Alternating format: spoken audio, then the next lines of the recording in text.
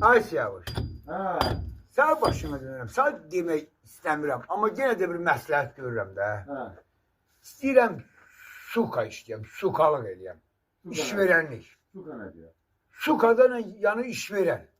Niye? Natiq müəllim bana dedi ki, axşama məsləhət elə, dedi fikirləş. Ha. Dedi bu uşaqların içində mənim haqqımda belə pis sözlər söylə. Məni bu uşaqların yanında arzular. Gör mənim haqqımda kim nə danışır, örgən. Bir də kim işləyir, kim işləmir, kim işə vaxtında gəlir, vaxtında gəlmir. Ha. Saçqabatlıq edir, mənə məlumat ver də. Mən də sən dedi hörmətini eləyəcəm, əlavə sənə pul verəcəm.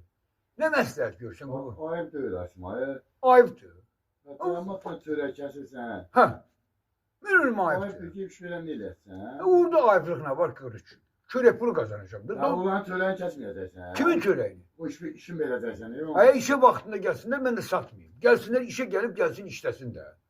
İndi deyirsən, nə məsləhət görürsən? Yok, yok. Ya bunu bilmirəm də nə? Çoğun çıkıp damatın balasını çöreğini kesersen. Neyse sən pis baxırsan yoxsa yox. Pisin pisi. Desən o. Canı.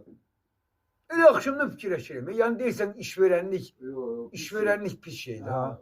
Bu yaşa çatmışsan Ha. temiz yaşamsan, temiz yaşa. Ay amma düz deyirsən ey. Elə buradan 5 manat, 3 manat qazanıram, min bərəkət. Sonra uşaqlarla da çörək kəsirəm, bunları sataram.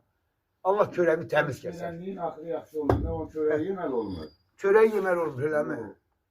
Yaxşı olur. Halal, yaxşı ki sən məsləhət elədim, onun üçün sən məsləhət edin. Yox, yine açım əlimə deyəcəm ki, özünə ayrı adam tap. Mənlik deyil. Böyle de senden sonuçta bir naham iş değil burada.